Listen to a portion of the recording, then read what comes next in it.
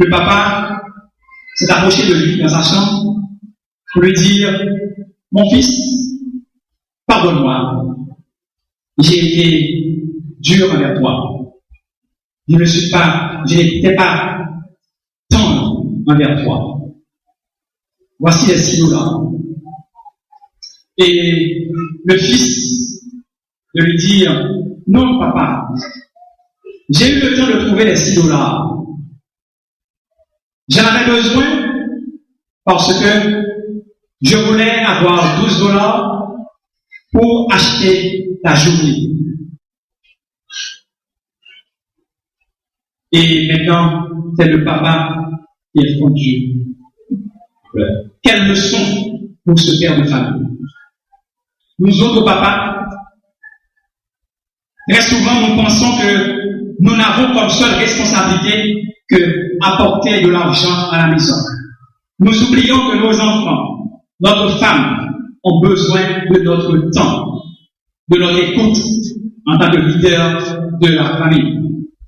Et là maintenant, je parle surtout au pasteur et à moi-même. Nous pensons qu'il est plus important de passer plus de temps avec les membres de l'Église qu'avec notre famille, avec nos enfants. Et vous savez, je connais un pasteur de l'Amérique du Nord qui eut à dire du rôle de la chair. S'il devait vivre une nouvelle vie et qu'il devait corriger sa vie, cette nouvelle vie, il passerait plus de temps à prier et plus de temps auprès de ses enfants. Les enfants, comme on dit tantôt, sont de véritables observateurs. Tout ce que fait, tout ce que dit un papa est enregistré, capté par les enfants. C'est pourquoi nous devons leur donner le bon exemple.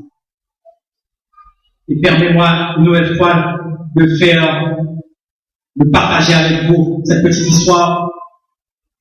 Un papa, une fois, est retenu il n'a pas été à l'église parce qu'il a dû aller travailler le dimanche. Le dimanche d'après, fatigué, il n'a pas été à l'église. Et le troisième dimanche, il ne s'était pas senti en forme. Peut-être, s'il y avait chikungunya, je dirais qu'il était atteint de chikungunya, il n'a pas été à l'église. Et son fils de 5 ans, le lundi, après le troisième dimanche, lui dit, papi, tout triste, mais qu'est-ce qui s'est passé? On va avoir un mois depuis qu'on n'a pas été à l'église. Donc vous voyez, les enfants, ils sont là, ils suivent, ils observent, ils connaissent notre force en tant que papa, en tant que maman, ils connaissent aussi notre faiblesse. Mes frères et mes sœurs, vous ne réalisez pas l'influence que peut avoir le père dans la vie de son enfant. Le père, il est non seulement un enseignant, non seulement une autorité, mais le père, il est un protecteur. Dans l'Antiquité, grâce à sa force physique, le père protégeait ses enfants, protégeait sa famille contre les agressions extérieures. L'homme du XXIe siècle sera de plus en plus appelé à assurer, en plus, une sécurité émotive, non seulement pour ses enfants, mais aussi pour sa femme. Et c'est d'ailleurs l'une des responsabilités, l'une des principales demandes de la femme moderne, la sécurité, la protection. Papa, les enfants ont besoin d'être protégés, protégés des mauvaises influences, protégés des mauvaises fréquentations, des fréquentations susceptibles de nuire à leur épanouissement. Vous ne pouvez pas être l'autorité de votre famille si vous ne protégez pas vos enfants. Tout comme le Père Céleste vous protège, vous avez pour devoir, vous avez pour responsabilité, père de famille, de protéger vos enfants. Et les enfants doivent sentir cette protection. Tout comme nous disons, Dieu est pour nous un refuge, nos enfants doivent pouvoir dire aussi, mon papa est mon refuge et mon appui, un secours qui ne manque jamais dans la détresse. Le père de famille, dans son rôle de protecteur, doit prendre soin de sa famille. C'est d'ailleurs l'une des raisons qui me porte toujours à conseiller aux jeunes hommes qui ont l'intention de prendre une femme, de se préparer professionnellement d'abord. Car vous devez prendre soin de votre femme et de vos enfants. C'est Paul qui dit en 1 Timothée chapitre 5, verset 8, si quelqu'un n'a pas soin des siens, et principalement de ceux de sa famille, il a renié la foi et il est pire qu'un infidèle. La présence du Père auprès de son enfant, mes frères et mes sœurs, doit pouvoir le rassurer.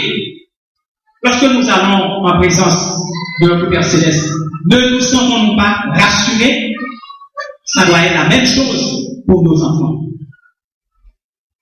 Non seulement le Père est un enseignant, un leader d'autorité, un protecteur, mais il est aussi celui qui partage avec son enfant la chose la plus importante au monde.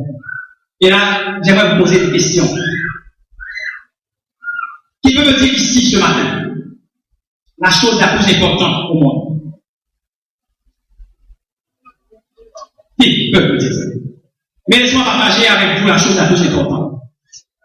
La chose la plus importante au monde, c'est de se rappeler que la chose la plus importante doit demeurer la chose la plus importante. La chose la plus importante au monde, c'est de se rappeler que la chose la plus importante doit demeurer la chose la plus importante. Alors pour nous, papa, pour un père de famille, c'est quoi cette chose qui doit demeurer la chose la plus importante? Toujours. Vous savez, dans le monde occidental, moderne, on dit que la chose la plus importante, c'est le bonheur. Être heureux. Tout le monde cherche le bonheur. Tout le monde cherche à être heureux. Mais la Bible ne le dit pas.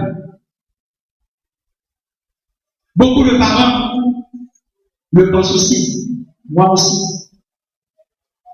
Parce que nous disons, pourvu que nos enfants soient heureux. Vous savez, cette philosophie est moderne. Car autrefois, c'est pas ici. Autrefois, il y avait des valeurs. Il y avait des valeurs de noblesse, des valeurs de sacrifice. Et nous n'avons qu'à nous rappeler du naufrage du Titanic.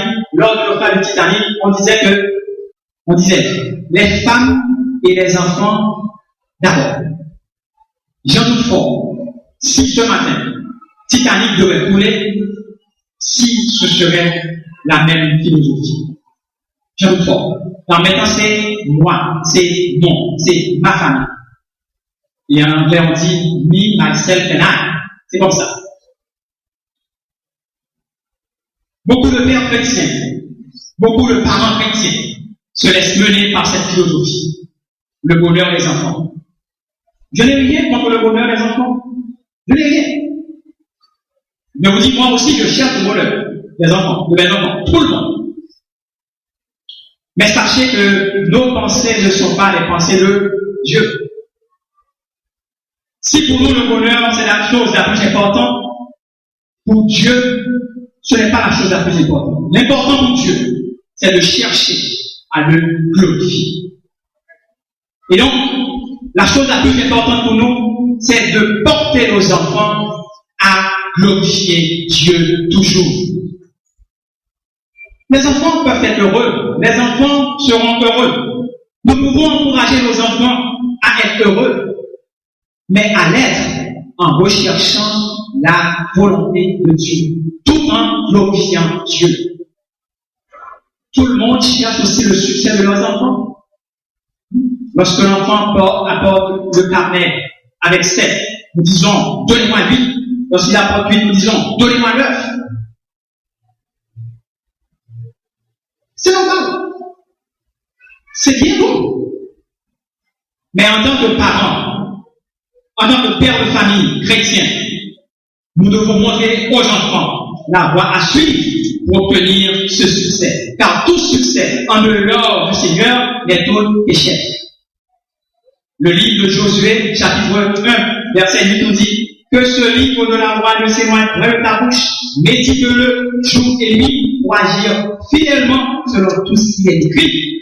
Ah, c'est alors que tu auras du succès dans tes entreprises, c'est alors que tu réussiras. Donc la parole de Dieu nous dit que nos enfants auront du succès, quand ils ruineront la parole de Dieu.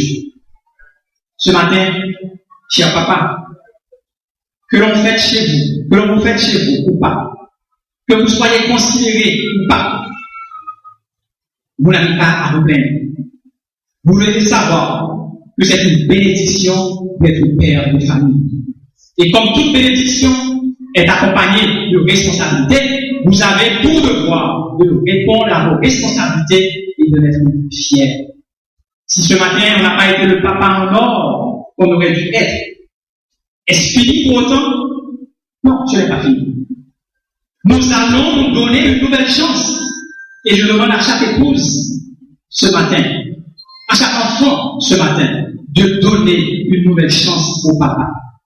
Nous avons affaire à un Dieu qui relève, à un Dieu qui prend toujours la chance de faire toutes choses nouvelles, et un Dieu qui donne toujours une nouvelle chance. Alors, cher papa, comme moi, prenons la décision ce matin de recommencer avec nos enfants, de recommencer avec notre femme. Et vous enfants qui m'écoutez, sachez que votre père est votre père. Vous lui devez respect, obéissance, amour, soumission jusqu'à votre mort. Car le Seigneur a mis à vos côtés votre père et votre mère pour que vous profitiez de leurs expériences. Retenez ceci, chers enfants. Un enfant, même lorsqu'il ne reste pas toujours un enfant, reste toujours l'enfant de ses parents. À l'occasion de cette période de fête des pères, à l'occasion de notre journée de famille, je veux une nouvelle fois demander à chaque papa de reconsidérer leur façon de se comporter dans la maison. Agissez tel qu'à la fin de vos jours, on dise au moins que vous avez été un père enseignant, un père protecteur, un père qui avait poussé ses enfants à chercher à faire la volonté du Seigneur. Mais que chaque papa ce matin, c'est que vous soyez les pères dont vos enfants sont fiers et dont votre épouse heureuse. Puisse le Seigneur dans ses compassions nous aider, nous papas, à accomplir dignement et chrétiennement notre rôle, nous aider à devenir ces pères et pourquoi pas ces mères dans l'église, dans le foyer, dans notre société ont tant besoin. Il en soit ainsi pour chacun de nous.